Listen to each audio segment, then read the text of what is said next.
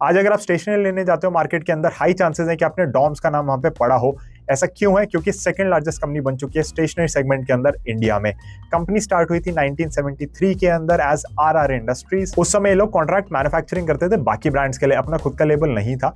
In fact जो Doms नाम है वो इन्होंने ट्रेडमार्क ही कराया 2005 में, एंड उसी के अराउंड हमने देखा था कि इन्होंने अपना खुद का प्राइवेट लेबल की मैन्युफैक्चरिंग स्टार्ट कर दी थी। बट मुझे लगता है इस कंपनी का बड़ा ब्रेक तब आया जब फीला, जो कि एक इटालियन कंपनी है, उसने स्टेक एक्वायर करना शुरू किया। इनफैक्ट 2012 में 18.5% स्टेक एक्वायर किया एंड 2015 में 51% पे स्टेक वो अपना ले आए थे यहाँ पे। अगर हम करंट सिचुएशन की बात करें तो फीला का स्टेक आईपीओ के बाद काफी रिड्यूस हो गया, दैट इज 26%। प्रमोटर्स का स्टेक यहाँ पे 44% के अराउंड पे है।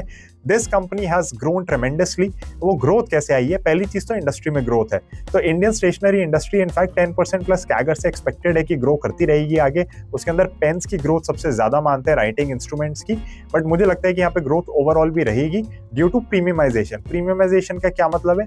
कि आप महंगे प्रोडक्ट्स बेच पाते हो कस्टमर को, जैसे जैसे वहां पे डिस्पोजेबल इनकम बढ़ती है। जैसे कि आप जानते हैं कि India has become the 4th largest economy right now, और यहाँ पे हम देख रहे हैं कि डिस्पोजेबल इनकम हो गई या फिर आपकी पर कैपिटा इनकम हो गई, even though it's not very high, but वो भी धीरे धीरे बढ़ना शुरू हो गई है। Now this company has done multiple acquisitions to grow this well, and यहाँ पे हम देख रहे हैं कि एडजेसेंट कैटेगरीज में भी एंटर कर रहे हैं। फॉर एग्जांपल टॉयज हो गई, पेपर प्रोडक्ट्स हो गए, बेबी हाइजीन प्रोडक्ट्स हो गए, पैकेजिंग कंपनीज हो गई, इनको एक्वायर किया है और यहाँ से बहुत अच्छी ग्रोथ आती हुई दिख रही है। गाइस, किसी भी स्टेशनरी कंपनी के लिए बहुत जरूरी हो जाता है कि उसका डिस्ट्रीब्यूशन नेटवर्क कैसा है, उसका रेवेन्यू कहाँ से आ रहा है, तो उसको समझ लेते हैं।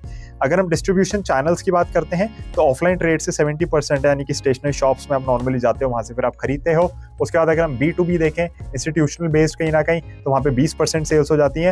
Modern trade and e commerce से 5% ईच है। अब गाइस, हमें समझ लेते हैं कि डीलर डिस्ट्रीब्यूशन भी किस हिसाब से है इनका, और होलसेल रिटेलर्स कितने हैं इनके पास एक तरीके से।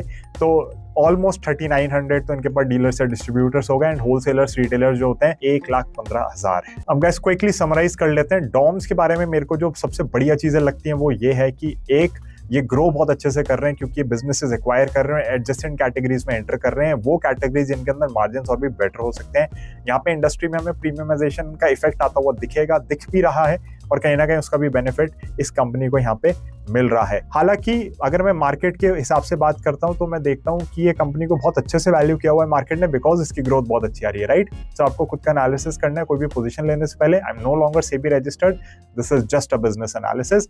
However, I do like the business a lot. Stationery में I think this is the best company listed out there.